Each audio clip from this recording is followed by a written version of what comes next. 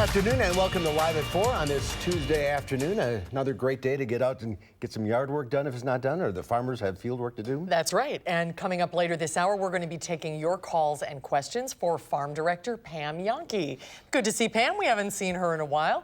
We're also going to talk about some popular travel destinations because this weather won't last long. No, it won't. That's for sure. You can guarantee that. But first, here's what's topping the news this afternoon. We are learning a student was shot at an Oshkosh high school after officials say he stabbed a school resource officer. Plus, city leaders in Reedsburg vote to allow sex offenders to live closer to school safe zones. We'll hear why and how you can get involved in the discussion. And another one bites the dust. Senator Kamala Harris announces that she is dropping out of the race for president. Let's take a look outside today. Boy, weather like this in December is a gift. The sun is almost warm in the car. Sunny and mild. This was the scene near Verona. No snow on the ground. It's all gone. Just enjoy this while you can. That's right. Good advice. Dana's in the backyard enjoying it as well. Yes. Right now it actually feels pretty good outside. Again, as long as you're in the sun. Here's a live look with our WISC-TV sky cam. A nice clear sky. Sunset's about 25 minutes away. And then, of course, it's going to get cooler. Radar's nice and quiet tonight. Temperature-wise, we will be falling quite a bit once the sun does set. Into the 20s for our overnight lows. Notice for the next few days, we stay pretty close to average. Nice little jump this weekend, and then heading into next week, it does seem pretty likely that we hit a cooler trend yet again. So do enjoy it while we have the sun and the comfortable weather. We'll talk about what's ahead for the weekend and next week in just a few minutes. Right now, traffic's not too bad along the Beltline. That's a look at Park Street. The eastbound side a little slower, but it is moving along right now. You notice things start to pick up once you get past John Nolan. Around Janesville, no major delays, and 39 should be pretty smooth all the way down to the state line. From Janesville to the Beltline, 26 minutes, 17 minutes to get from Sauk City to Middleton, and the drive from Sun Prairie to downtown, a quick 15-minute commute on this sunny evening. Have the shades out, because it is still pretty bright outside. All right, we'll enjoy it while we can. Thank you, Dana. We'll see you in a few minutes. Thank you, Dana. Developing this afternoon, an Oshkosh student who allegedly stabbed a school resource officer is in the hospital. Eric Franke has an update from Oshkosh Police. Eric? Yeah, Mark and Susan, it happened according to a preliminary investigation. Chief Dean Smith says the resource officer called for help in an ambulance just after 9 o'clock this morning when a 16-year-old Oshkosh West High School student stabbed him. The two were believed to be in the officer's office. At the time, the officer fired his weapon once, hitting the student. 2 minutes later, the first responding officers arrived, and the chief there estimates at least 75 officers from multiple departments came to the school to help make sure students and staff members were safe. I would like to say to the Oshkosh community that the safety of our students is paramount to all of us. We care deeply for the well-being of each of our students, and our officers will do whatever it takes to ensure the safety of those students and the staff at the schools. The student and officer are both in the hospital. They are both expected to be okay. The school's 1,700 students were evacuated to a nearby middle school where parents could pick them up. All classes in the district are also canceled for tomorrow. Administrators say they will communicate with parents tonight about counseling services and what will be available for students in the days ahead. Mark and Susan. Scary situation. Thank you, Eric. And this comes a day after a student brought a gun to Waukesha South High School. We're learning this afternoon that the 17-year-old student had a pellet gun. Officials say he was fighting with another student and apparently pointed the pellet gun at their head. Police say that's when an officer shot him once in the leg and twice in the arm. The student is in stable condition. Police found 2 pellet guns in the classroom and later found more inside his home. Charges have been reduced for the woman accused of fatally shooting a man during Madison's Freak Fest Halloween celebration last year. 22-year-old Kenyara Gadsden was initially charged with first-degree intentional homicide in the death of 21-year-old Stephen Villegas. He was killed in a city parking ramp. Gadsden told police she didn't know Villegas and had only fired the gun to scare a group of people away from her. An assistant district attorney says the reduced charge of first-degree reckless homicide limits Gadsden's bid to justify the shooting as self-defense. The original charge carried a mandatory life sentence. The reduced charge carries a maximum of 60 years of combined prison and extended supervision. Attorney General Josh Cawley is urging an assembly committee to immediately hold a public hearing on legislation designed to prevent a future backlog of untested sexual assault kits. Under current law, there is no clear statutory procedure for the collection and processing of sexual assault kits. The DOJ says this has led to thousands of kits not being submitted to the state crime lab for testing. The legislation creates procedures to prevent backlogs in the future. Today, Call was joined by survivors of sexual assault in asking for a hearing. Is there anyone who opposes what this bill is all about? If there is, can you say it to a victim's face that they don't matter? Call says the proposal has bipartisan support in both the Senate and the Assembly, with a total of 71 co-sponsors. The bill was passed by the Senate in October, but no action has been taken in the Assembly. The city of Reedsburg is considering relaxing its restrictions on where sex offenders can live. At a common council meeting, they voted to reduce how far away sex offenders have to be from child-safe zones by 250 feet. Jamie Perez spoke to the city administrator today about what led to the proposal. Jamie? Well, right now, with that 1,500-foot restriction, they said there really isn't anywhere for sex offenders to live in Reedsburg. They said by reducing that to 1,250 feet, it gives offenders some more options. And they know some people living in the community won't be too happy about this idea, but the city administrator said they have to live somewhere. This allows the city to control what areas and what neighborhoods they can be in. The city administrator said that people's safety and their kids' safety will not be compromised. We can show them the maps, and we can show them the lack of sex offenders that actually do live in the city limits within Reedsburg. And I think that's consistent with the ordinance that we passed and the way that we've enforced it. These new rules are not set in stone just yet. There's a final vote in January. They encourage people to come voice their opinions on this. We did speak with some people in one of the neighborhoods where sex offenders could be allowed to live if this passes. I'll have their reaction for you coming up tonight at 5. We'll see you then. Thanks, Jamie. Former Republican Governor Scott Walker says he will not run again for office before 2025. But after that, he, quote, wouldn't rule anything out. Walker says he's committed to serving as president of the Young America's Foundation through 2024. He commented at a Milwaukee Press Club event today that he's 22 years younger than the current president, so he, quote, definitely has time. The pool of 2020 Democratic presidential candidates is shrinking after Senator Kamala Harris ended her campaign today. Harris acknowledged financial pressures led to the decision. There are also reports of turmoil within the campaign. The news comes as a super PAC had just cleared more than $1 million in TV ads in Iowa to boost her struggling campaign. The ad, arguing that she was the best qualified candidate to take on President Trump, was canceled. President Trump is in London for a 2-day NATO summit. On day 1, the president clashed with a key European ally and met with members of the royal family. Cindy Palm reports from London.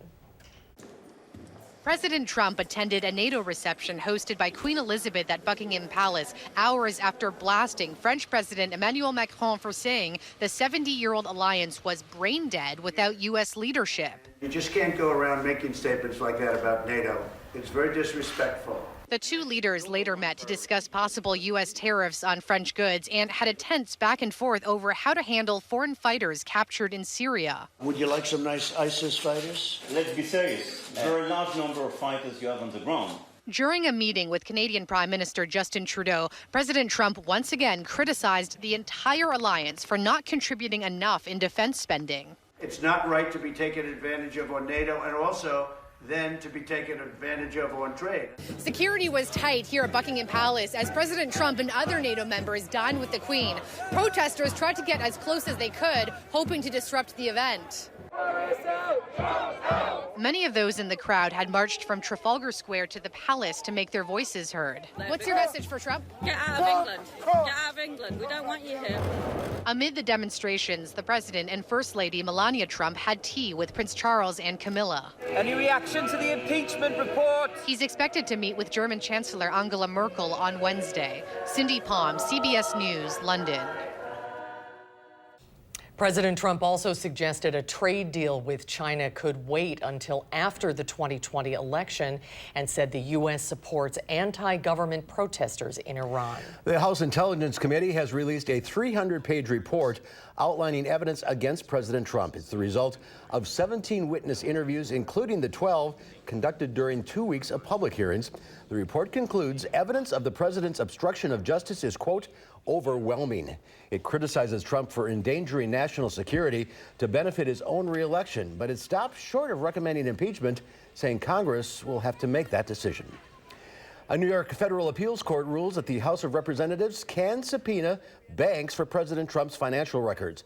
The decision to deny the president's injunction request means Deutsche Bank and Capital One must turn over the records. It mirrors a similar ruling from a federal appeals court that says House Democrats and a Manhattan grand jury can review Trump's tax records. Coming up next at 4, the end of 2019 is approaching. We have an update on the word of the year and the most popular baby names of the year. Plus, it's a good day to get a deal on a winter getaway. We'll share expert advice about Travel Tuesday. You're watching News 3 Now, live at 4.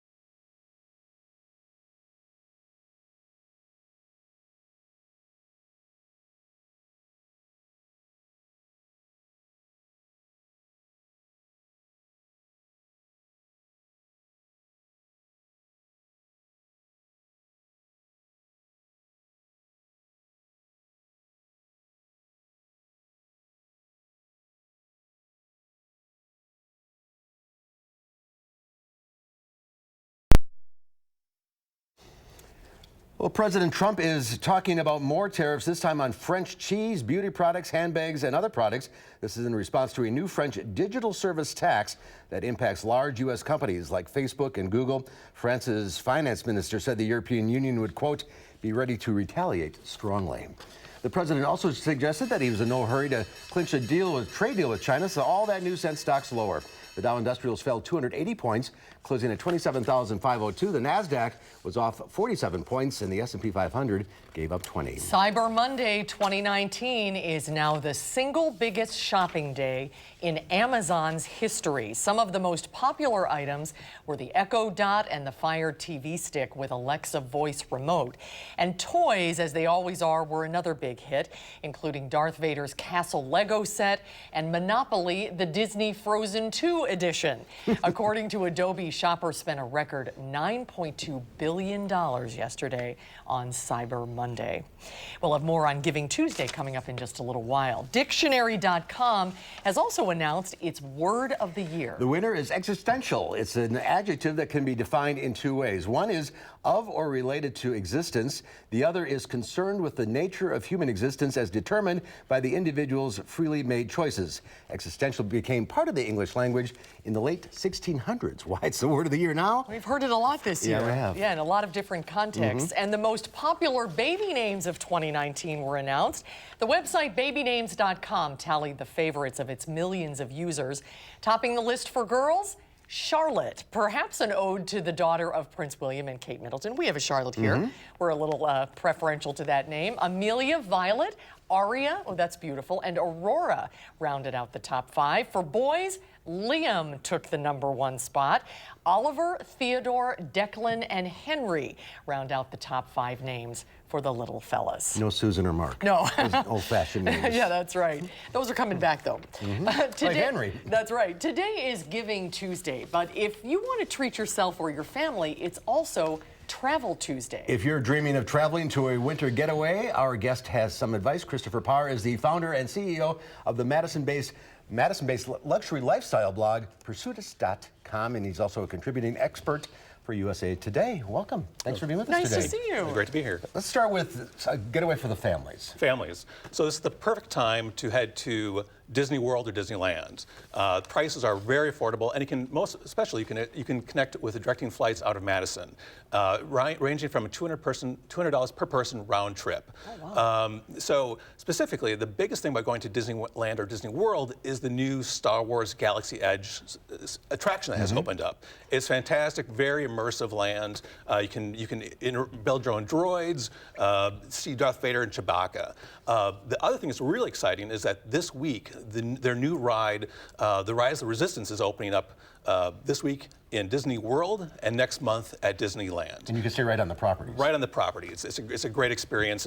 It costs about $150 to $300 per night. Oh, that's great, and go right before the holidays when Absolutely. it's not too busy. How about some other warm weather destinations? So for warm weather destinations that's more on a budget, I highly recommend right now is Puerto Rico. Oh. So there's some great flights out of Chicago and right from Madison, around $500 right to San Juan. Right, the island has completely rebuilt after Hurricane Maria, so it's a great sunny destination right on the beach on the Caribbean. Mojitos, really affordable hotels ranging from $150 per night. It's a beautiful place. Absolutely. Speak English and use American dollars. Correct. All right, what if price is no object? So this is for the true high-end experience. I am a big fan of St. Kitts and Nevis. I was there this last year with the grand opening of the new Park Hyatt St. Kitts property. It's a new 5-star property on the island. It's a truly remarkable destination. In addition to St. Kitts, you can go across to Nevis to the well-known Four Seasons property that's been there, and the property has had a complete remodel and redesign, and both offer great services and drinks and cocktails, and you're on the beach, a sunny Caribbean destination. Oh, that looks a little pricey, beautiful. Yeah. Yes, it's more pricey, longer distance to fly there. The tickets cost around $500 round trip, and these per night it's around $600 to $800 for San Juan, the properties. I've been to St. Kitts. It is beautiful. Yeah, it looks beautiful. What are some of the biggest mistakes people make? You have some really good advice about things not to do when you're booking a trip. Definitely. A lot of times when you're going through that process, there's an upsell for getting travel insurance. All the time, yeah. All the time. A lot of times you can avoid that because if you purchase it with a great credit card like an American Express, your travel insurance is usually actually built into it. So if a disaster happens, you can rely on your credit card company to help you on that. So that's the first thing. thing. Secondly, I strongly recommend to avoid bundle or package deals. I always recommend booking directly with the flights or the properties themselves. If something goes wrong, or if you're stuck in a different destination, who are you going to turn to? Expedia.com or hotels.com, or reach out directly to the property, and they'll take care of you. I always thought it was a little cheaper to do a bundle. Is that not necessarily true? It usually isn't. A lot of times it's worse because you get bumped or you're delayed from your flight. Yeah. And how about bags? So lastly, I never check a bag. I also do carry-on. Bags it costs much more now. It's $50 to $100 for a bag, to check a bag, and instead I learned to live light. And when you're done with your flight, just grab your bag and go to your destination. I went to Europe for a couple of weeks and we stayed in an Airbnb and we did laundry. Yeah. We just had a carry-on as well for 2 weeks. Absolutely. That's a good idea. And you don't recommend travel insurance for any kind of travel. What if you're taking a cruise? Would you recommend it then, or you always rely on the credit card? Right on the credit card should help you with that. Okay. Okay. Well, lots of good ideas. Oh yeah, despite you're getting ready to go on a big trip. Going on Sunday, so Yeah. Excellent. Good advice. Christopher, thanks for being Great with us to today. see you, Christopher. Thanks for being here. Thank you. There's more local news ahead. Madison police officers are undergoing new use of force training. We'll take a behind-the-scenes look. And then coming up tonight, that story is coming up tonight at 5. We'll be right back.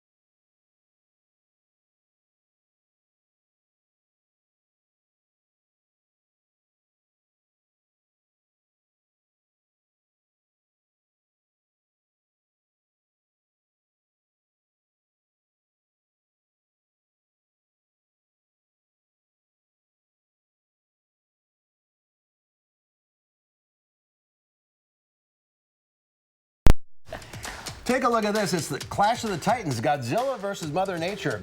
A resident of Appleton, New York, used the iconic radioactive beast to showcase a snowstorm. In a time-lapse video, Godzilla and other toys slowly disappear under the white stuff. The resident tweeted that the storm brought sleet, freezing rain, heavy snow, said the area received more than 10 inches of accumulation. Mother Nature 1, Godzilla 0. Oh, that's a great idea. That's pretty cool. We'll have to do that this year, the next time we get a lot of snow. Looks like Duluth today. How much did they get? 24 inches? 24 inches. Speaking of a lot of snow, on this date in 1990, we had a historic record snowfall. Yes, 17.3 inches of snow fell. Here's some video. Mark, of course, was here in that. I was working. I got stuck in the driveway. We had 64-mile-an-hour winds up here on this hill. That's wild. Gary was also here that day. He remembers it very, very clearly. Of course, you noticed the big thing with a blizzard. The visibility has to be reduced for several hours. That's one of the defining characteristics of a blizzard, and it certainly was. So this was the most snow that fell in one day. In one day in Madison. And 17 inches. 17.3. It's a lot of snow. I think it was like 3 inches were predicted. Really? Yeah, and something went awry. Forecasting was a lot harder in 1992. The models weren't quite as on point back then. I was at the top of the hill in the driveway, and the car was off the ground. Because of the snow. It was about up. But you said there were snowplows that were stuck, actually, while you were trying to get in. Yeah, that was a historic day. You made it to work. You and Beth Zerbakken. Yep. The only two that made it in here, I think. Fools. The good news, we don't have anything like that in the forecast right now. We're in for a really quiet, dry stretch. I don't want to say boring, but it's okay. Oh, it's all right. Look at that sunset. Looks like we're in St. Kitts. Not quite. Squint. Squint really hard. We'll look at your forecast right after the break.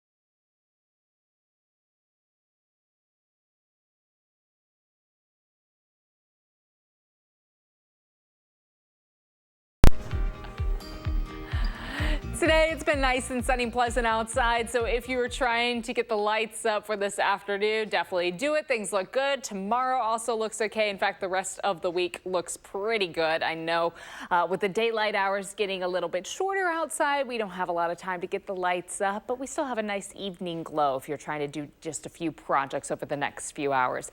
You should be just fine. A little chilly though once the sun goes down, so you'll definitely need to get the gloves on.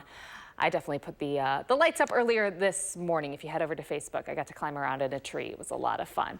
40 degrees right now in Madison. not too bad outside. Actually, as we look ahead over the next few hours, temperatures are going to be in a pretty good spot for us. Looking at our Doppler radar, overall things are pretty quiet also. We don't have anything new moving in. As I mentioned, we get to stay quiet overnight and for the next several days. A few clouds currently outside, but otherwise partly cloudy overnight. None of the cloud coverage bringing anything new into the area. Tomorrow also partly sunny in the afternoon.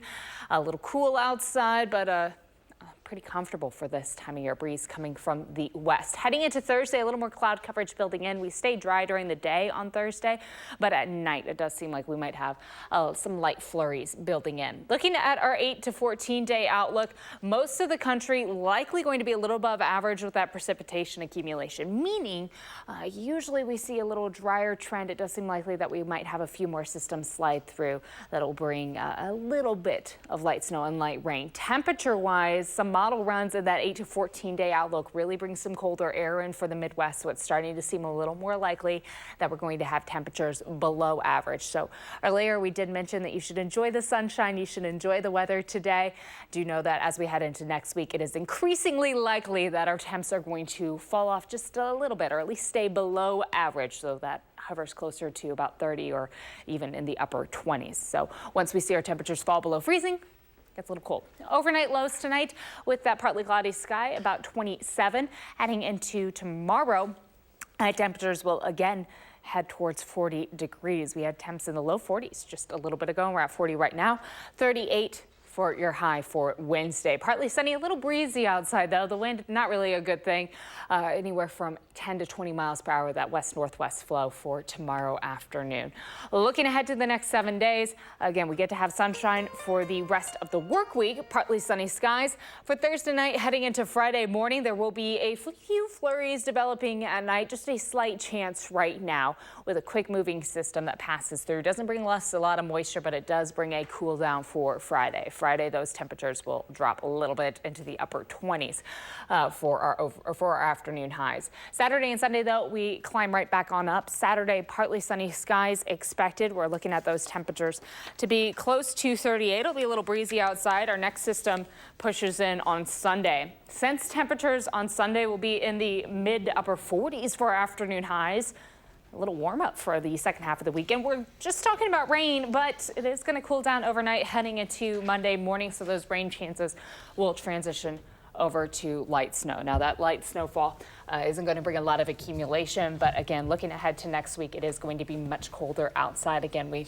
drop just a little bit, trending below average rather than above average like we are for this week. But gives you plenty of time over the next few days, again, to finish the Christmas decorations outside and whatever you have to wrap on up, still outdoors. Nice week. A pretty nice week, yeah, right now. And again, I've been working steadily and slowly on all my Christmas lights, and it's my goal is to be very merry.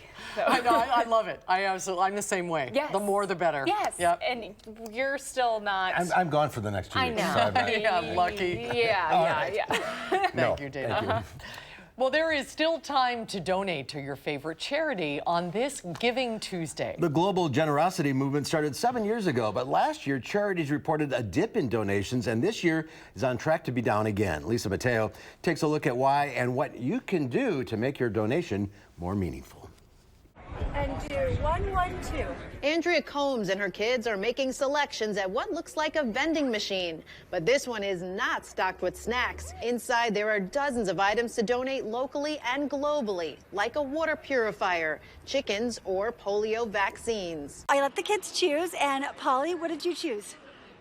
A box of food. A box of food. The Church of Jesus Christ of Latter-day Saints rolled out 3 giving machines in 2017, and today there are 46 worldwide. Partners including WaterAid and UNICEF are seeing increased donations. And 100% of your donation goes right to that item that gets sent to a child.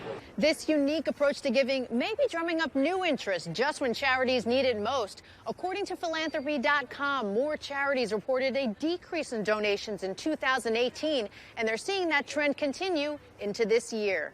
Financial experts point to changes in the 2017 tax law, which increased the standard deduction. That removed the tax break incentive for most people who donate in a single year. But there's a workaround. You can bundle or bunch your deductions into 1 year. That might get you over the threshold to be able to claim the charitable deduction. CBS News business analyst Jill Schlesinger also says choose your charity carefully because scams are on the rise. Sometimes they're literally saying, give us your bank account information. We will draw that money from your account. You can check if a charity is legitimate by going to irs.gov. And there are multiple groups that provide detailed information on how much money charities spend on actual programs versus overhead. Those steps can help givers ensure their donations get to the people who need it most. Lisa Mateo, CBS News, New York. A day of giving. Yeah. We've got some good information, by the way, on our website, too, if you want to double check that your money is going to the right places, just to be safe. Porch pirates have stolen millions of packages off people's doorsteps. Consumer Reports says you can deter thieves this holiday season and beyond. Find out which smart home products Consumer Reports recommends for your home next on Live at 4.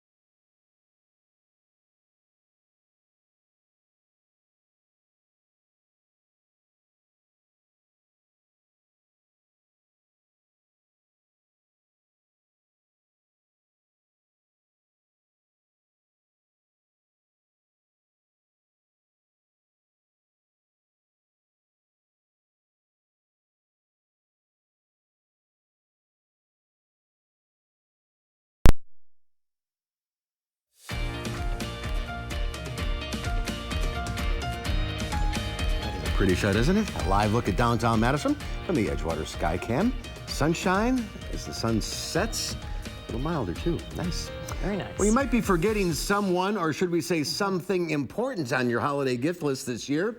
It's your home. The experts at Consumer Reports compiled a list of recommended smart home products to keep your home safe and smarter this holiday season and beyond. Here's our Leah Linscheid.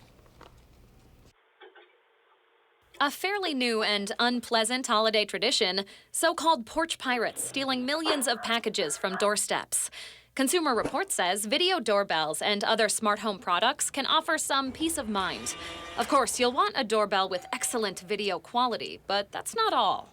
It's really important to consider your storage options. If someone stole something off your front porch, most companies require you to pay for a monthly plan in order to download and view that footage. Without a plan, you can only view footage that's live. CR recommends the Nest Hello for $230. It offers several paid video storage options with 24/7 continuous recording and alerts. To monitor more than just your door, consider a security camera. The top-rated Arlo Pro 2 for $220 offers several video storage plans, including one that's free, plus packages that come with extra cameras.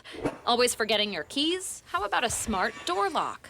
Smart door locks are super convenient because they allow you to lock and unlock your door from anywhere. So if you have guests coming for the holidays and you're at work, you can let them in just with the tap of a button on your smartphone. CR recommends this Slage Sense Smart for $230. If all of these products sound like a great addition to your home, you may want to consider a whole house DIY home security system. DIY home security systems are a great option because most of them don't require you to sign up for a long multi-year contract. CR recommends the $200 Ring Alarm Kit 5-piece home security system. It's easy to set up and comes with what you need to start your home security system. And now that you've secured your house, why not keep it cozy all winter long with a smart thermostat? CR recommends the $170 Nest Thermostat E. For News 3 Now, this is Leah Lynchide. Happy holidays. You too, Leah. And Consumer Report says that you can create whole house systems from different products and then put them all together using a smart speaker as a central hub. The second-generation Amazon Echo Plus for $150 is compatible with the recommended products, and it works with many other smart home products as well. It's a brave new world. It is a brave new world. Well, the fabulous farm babe Pam Yankee is in the studio today, ready to talk to you. If you have a question for Pam, call now. The number is 270-9933. Pam will take your calls when Live at 4 continues. We'll be right back.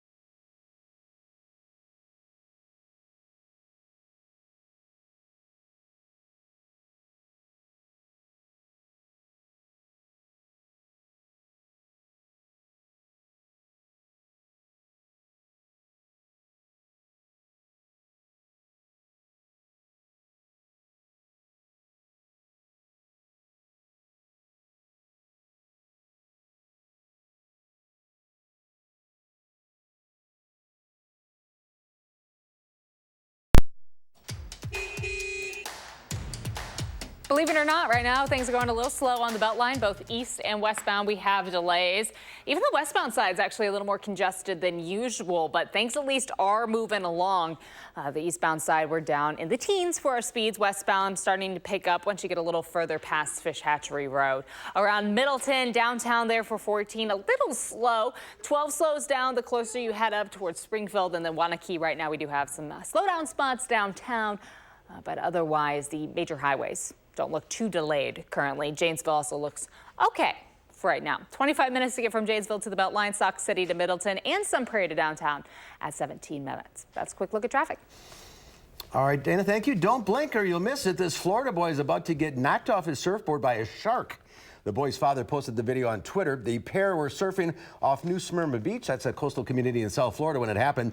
When slowed down, the video clearly reveals the shark's fin swiping the board. The father believes it was a black tip shark that was involved in the close call. One thing we don't have to worry about in Wisconsin.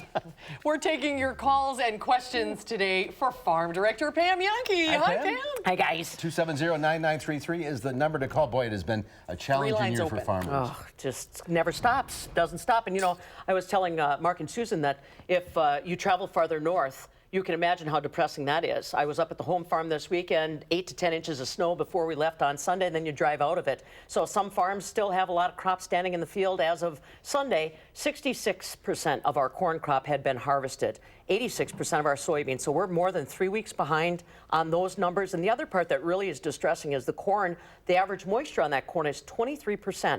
If a farmer intends to store that corn and sell it in the spring or when prices hopefully improve, that has to be dried down to about 14%. So you're looking at 9 percentage points of moisture that they've got to pay in propane, in natural gas to try to get it dried down to store it safely. So, yeah, you got the crop, but do you want that crop? Late planting and The wet, yep. Yeah. And there's ruts out there that small children could get lost in as far as, because we had to try to get it out. And that's going to come home to haunt us this next spring, too, I'm afraid. So, but we try to find good news. Yes. We try to find something good. Let's go to the phones. We'll start with Betty in Madison. Hi, Betty.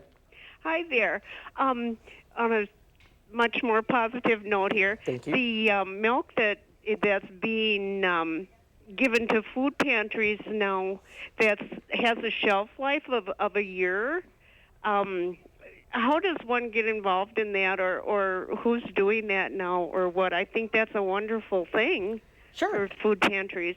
Well, and if you're familiar with Europe, they have what they call ultra high filtered milk, and basically what they do is heat treat it. You notice if you go to Europe, there'll be a little bit of a sweet, almost a caramel taste to their milk, and they can store their milk on grocery store shelves. It does not require refrigeration. We don't go quite that far here in the United States, although Fairlife is one of those products that does do the higher temp treatment, and that's got a little longer shelf life. So really, it's possible. They do it in Europe all the time, and I'm glad that we're using some of that technology to make milk available to those folks that are leaning on the food pantry. Like I said, it's really about the technique and what companies are using it. Fairlife is one that I know. The others you just have to kind of research on your own, but it's safe technology for sure. That's a good question. I've wondered that myself. Well, I bought some milk. It's like 2 months. Sure. 2 months from now. Sure. Well, and, you know, the dates are always confusing. That's one of the big issues that the Food and Drug Administration is trying to work on. Is people see that date and they get paranoid, and even if it's still 3-4 days before that date, they just throw it out. Well, that leads to an awful lot of waste in our food system, and we're trying to mitigate that in every facet of food production. And so the dates are confusing, but yes, that technology is definitely safe and easy to enjoy. Very interesting. All right, let's go to Lori in Madison. Hi, Lori. What's your question? Yeah, hi. Pam, I watch you on the afternoon news show with Mark, and I'm trying to understand, you know, all the numbers and all the different, you know, with beef and butter and milk prices. How does the numbers reflect for, you know, consumers? How can consumers look at that and say, well, what does that mean? Yeah, and I work really hard. Your point's well taken, Lori. I work hard to try to make sure I decipher it down. A hard part is that I'm limited on time. Usually milk is where I'll concentrate most of my attention. If I put up milk prices, and the simple way to do it is divide by 11.63 the price that you see on that milk, because that'll get you down to about what the farmer's being paid at the farm gate for a gallon of milk. Now, the corn and the soybeans, that gets a whole lot more tricky because obviously the corn that I'm talking about goes to cattle, not to people, and the soybeans obviously go to cattle, not to people. So the correlation there is usually best spent on the milk and trying to help consumers understand how much the farmers are being paid for a gallon of milk, which, by the way, is about $1.76, latest milk price. And then I'll also focus in on cheese and butter. Obviously, those prices are a lot easier to understand. Barrels and blocks. Barrels are bigger than the blocks. They take barrels and cut them down into 40-pound block cheese. So that's a little bit, like I said, that sometimes the technology speaks for it, the terms speak for themselves. Sometimes I slow it down and try to help you understand. But if you ever have a question, don't hesitate to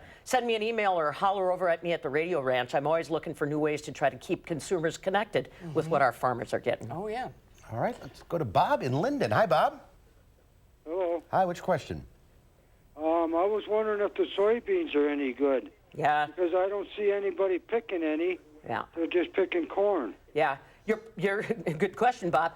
It all depends on how high the soybeans are from the ground. I was mentioning, you know, you go farther north, there's more snow on the ground. If it's a short variety of soybeans, we can't really get the equipment in there to harvest it. That head's got to kind of, the combine head, the equipment we use, has to kind of run close to the lower part of the ground. And if there's snow in there, we start sucking up snow and dirt, and we have problems with our mechanics. Sometimes they decide that they're going to leave it there for crop insurance instead of trying to harvest the crop. Also, those beans, if you look at them now, they're starting to get a little black looking, and that means that there's just been too much nonstop moisture. They have not dried out. It's just been a bugger to try to harvest them. The stem stayed green, couldn't strip them out clean.